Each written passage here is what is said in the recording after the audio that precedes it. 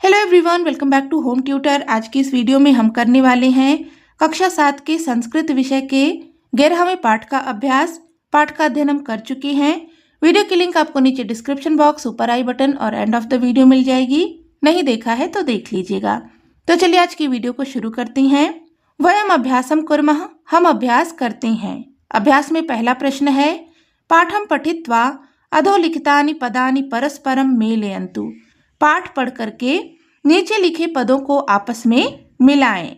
यहाँ पर दो खंड हैं, का और खा। दोनों में ही कुछ पद दिए गए हैं जो कि आपके पाठ पर आधारित हैं, पाठ से लिए गए हैं।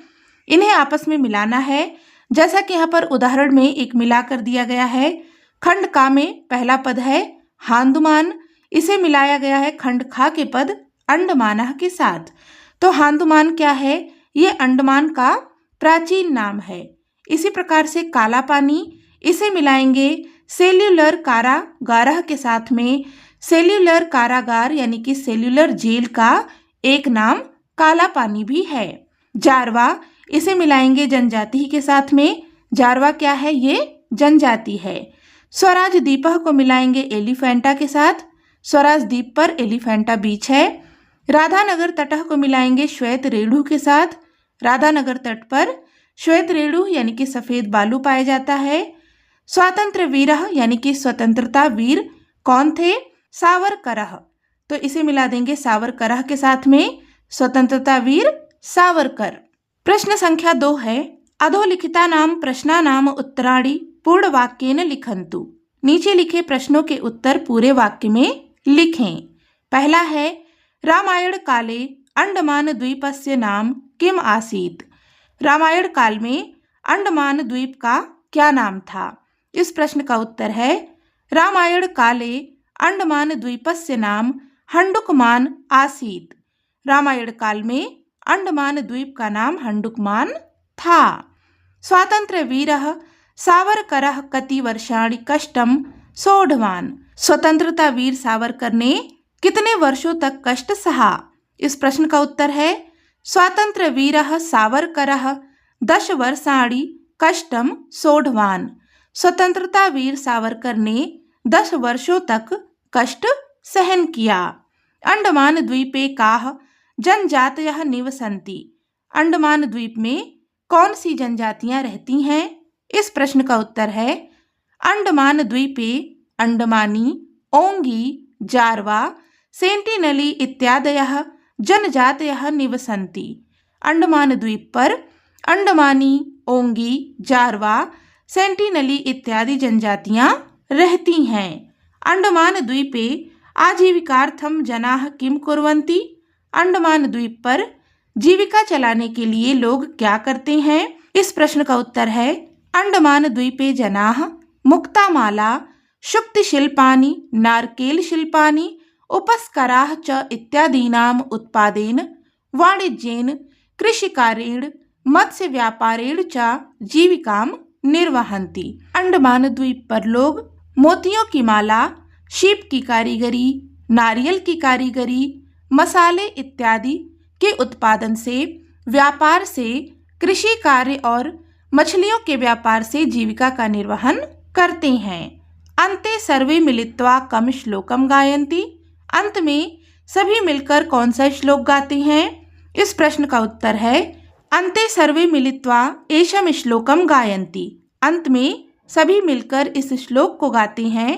हुतात्मनाम पूततपः स्थलीयम विनायकादि स्तुति भाजना नाम स्वराष्ट्र धर्मम ननु शिक्षयन्ति सुदर्शनीया भुवि तीर्थकल्पा। प्रश्न संख्या 3 है, पाठम दृष्ट्वा रिक्त स्थानानि पूरयन्तु। पाठ देख करके रिक्त स्थानों को पूरा करें। पहला है, अंडमान द्वीपस्य राजधानी रिक्त स्थान अस्ति। तो यहाँ पर हम लिखेंगे श्री विजयपुरम। अंडमान द्वीप की राजधानी श्री विजयपुरम है। सूर्यांशः गृहं गत्वा रिक्त स्थान अंडमानस्य अन्वेषणम् अकरोत्। यहाँ पर हम लिखेंगे जालपुटे। सूर्यांशः गृहं गत्वा जालपुटे अंडमानस्य अन्वेषणम् अकरोत्। सूर्यांश ने घर जाकर इंटरनेट पर अंडमान की खोज की। प्रथम शताब्द्याम अस्य नाम रिक्त स्थान इति आसीत। यहाँ पर हम लिखेंगे अगादेमन। प्रथम शताब्दी में इसका नाम अगादेमन था। अस्मिन् द्वीपे रिक्त स्थान इति कारागारम अस्ति। यहाँ पर हम लिखेंगे सेल्युलर। इस द्वीप पर सेल्युलर जेल है। वयम स्वातंत्र्य वीराणाम रिक्त स्थान सुखेन जीवामः। यहाँ पर हम लिखेंगे बलिदानेन। हम स्वतंत्रता वीरों के बलिदान की वजह से सुख से जी रहे हैं। काला पानी रिक्त स्थान संस्थायाः वैश्विक संपदा सूच्याम संरक्षितम। यहाँ पर हम लिखेंगे यूनेस्को। काला पानी यूनेस्को संस्था के वैश्विक संपदा सूची में संरक्षित है। कृषि कार्येण रिक्त स्थान चा जीविकाम निर्वहन्ति। यहाँ पर हम लिखेंगे मत्स्य व्यापारेण। कृषि कार्य और मछलियों के व्यापार से जीविका का निर्वहन करते हैं।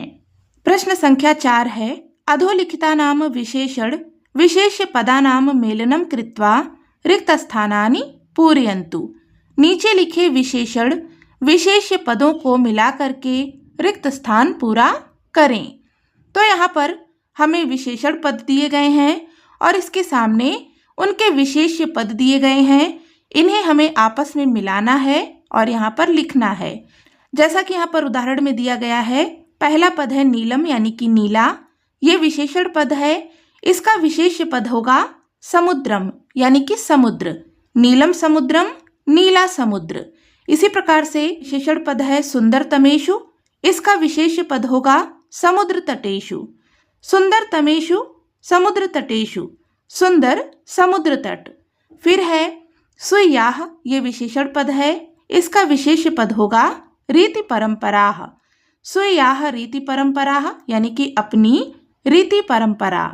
विविध वर्णाः, तो इसका विशेष पद होगा मत्स्याः। विविध वर्णाः विभिन्न रंग की, मत्स्याः मछलियाँ।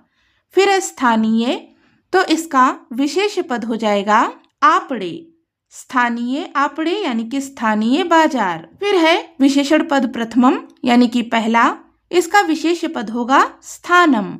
प्रथमम स्थानम, पहला स्थान। प्रश्न संख्या 5 है, पट्टिकातः समुचितानि पदानि चित्वा विशेषण अनुसारम विशेष्य पदम लिखन्तु। पट्टिका से समुचित पद चुन करके विशेषण के अनुसार विशेष्य पद को लिखें। यहाँ पट्टिका में कुछ पद दिए गए हैं जो कि विशेष्य पद हैं। यहाँ पर विशेषण पद लिखे हुए हैं, तो विशेषण पदों के अनुसार उचित विशेष्य पद चुनकर यहाँ पर लिखना है। पहला पद है नूतने, इसके लिए विशेष्य पद होगा गृहे। नूतने गृहे, नए घर में। है पवित्रम, इसके लिए विशेष्य पद होगा गुरुकुलम। पवित्र गुरुकुल। रक्तायाम, इसके लिए विशेष पद होगा शाटिकायाम। रक्तायाम शाटिकायाम, लाल साड़ी। फिर है उत्तमानि, तो यहाँ पर विशेष पद हो जाएगा पुस्तकानि। उत्तमानि पुस्तकानि, उत्तम पुस्तकें। सुदीर्घः, तो यहाँ पर हो जाएगा मार्गः। सुदीर्घः मार्गः, लंबा रास्ता। फिर है सुंदरी, तो यहाँ पर विशेष पद होगा युवती। सुंदरी युवती यानी कि सुंदर युवती। उन्नतान, तो यहाँ पर विशेष पद होगा वृक्षान। उन्नतान वृक्षान, ऊंचे वृक्ष। विशालाम, तो यहाँ पर होगा पाठशालाम। विशालाम पाठशालाम, विशाल पाठशाला। स्थूलाय, इसका विशेष पद होगा गजाय। स्थूलाय गजाय यानी कि मोटे हाथी के लिए। फिर है तस्य, इसका विशेष पद होगा तटस्य। तस्य तटस्य यानी कि उसके तट के। प्रश्न संख्या 6 है, पट्टिकातः सर्वनाम विशेषण पदानि चित्वा वाक्यानि पूरयन्तु। पट्टिका से सर्वनाम विशेषण पद चुन करके वाक्यों को पूरा करें। यहाँ पर कुछ अपूर्ण वाक्य दिए गए हैं। इन वाक्यों को पूरा करने के लिए पट्टिका में कुछ पद दिए गए हैं। ये सर्वनाम विशेषण पद हैं, तो उचित पदों को चुनना है और इन वाक्यों को पूरा करना है। जैसे कि पहला वाक्य है रिक्त स्थान पुष्पाणाम उद्यानम अस्ति, तो यहाँ पर हम लिखेंगे तेषाम। तेषाम पुष्पाणाम उद्यानम अस्ति। उनका फूलों का बागीचा है। रिक्त स्थान वृद्धा आपणम गच्छति। तो यहाँ पर हम लिखेंगे एषा। एषा वृद्धा आपणम गच्छति। यह वृद्धा बाजार जाती है। रिक्त स्थान चित्रे चंद्रयानम अस्ति। तो यहाँ पर हम लिखेंगे तस्मिन्। तस्मिन् चित्रे चंद्रयानम अस्ति। उस चित्र में चंद्रयान है। रिक्त स्थान शिक्षकः संस्कृतं पाठयति। यहाँ पर हम लिखेंगे सः। सः शिक्षकः संस्कृतं पाठयति। वह शिक्षक संस्कृत पढ़ाता है। रिक्त स्थान बालकाः जलं पिबन्ति। यहाँ पर हम लिखेंगे ते।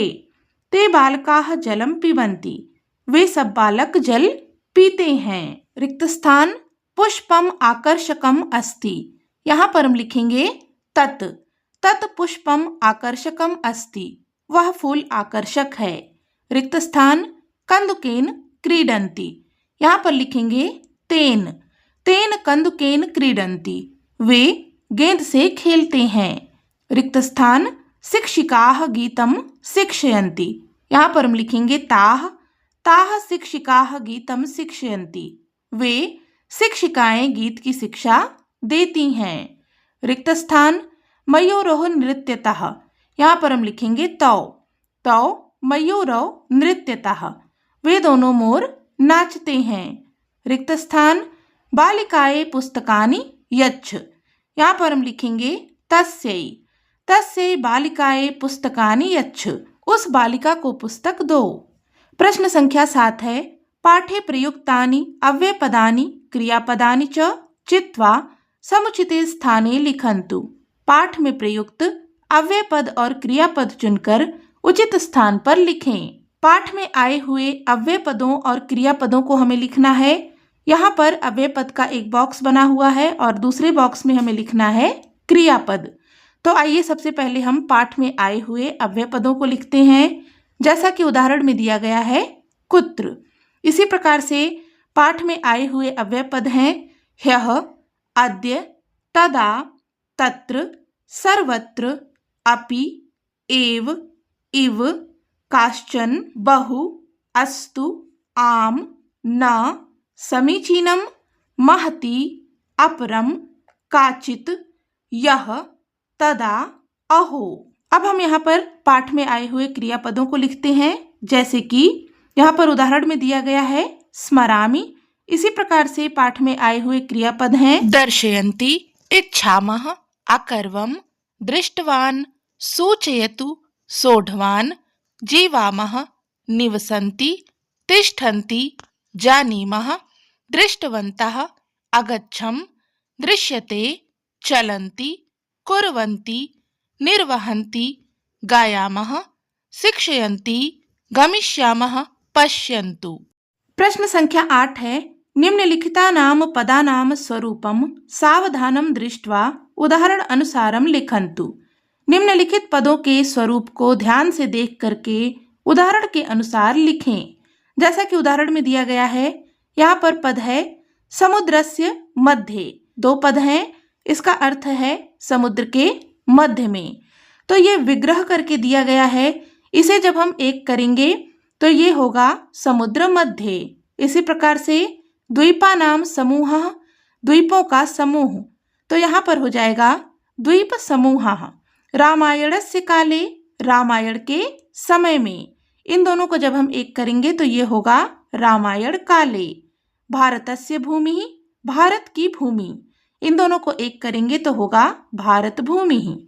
उद्योगस्य विषयः, उद्योग का विषय। इन दोनों को एक करेंगे तो यहाँ पर हो जाएगा उद्योग विषयः। देशस्य भक्तः, देश का भक्त। इन दोनों को एक में करेंगे तो ये होगा देशभक्तः। समुद्रस्य तलम, समुद्र का तल। इन दोनों को एक करेंगे तो यहाँ पर पद हो जाएगा समुद्र तलम। तो इस प्रकार से हमने यहाँ पर इस पाठ का अभ्यास पूरा कर लिया है। इस पाठ से संबंधित कोई भी डाउट हो तो आप कमेंट करके पूछ सकते हैं। वीडियो हेल्पफुल लगी हो तो प्लीज इसे लाइक करें, हाइप करें, दोस्तों के साथ में शेयर करें और चैनल पर नए हैं तो सब्सक्राइब भी कर लें। मिलते हैं नेक्स्ट वीडियो में, तब तक के लिए take care and bye bye.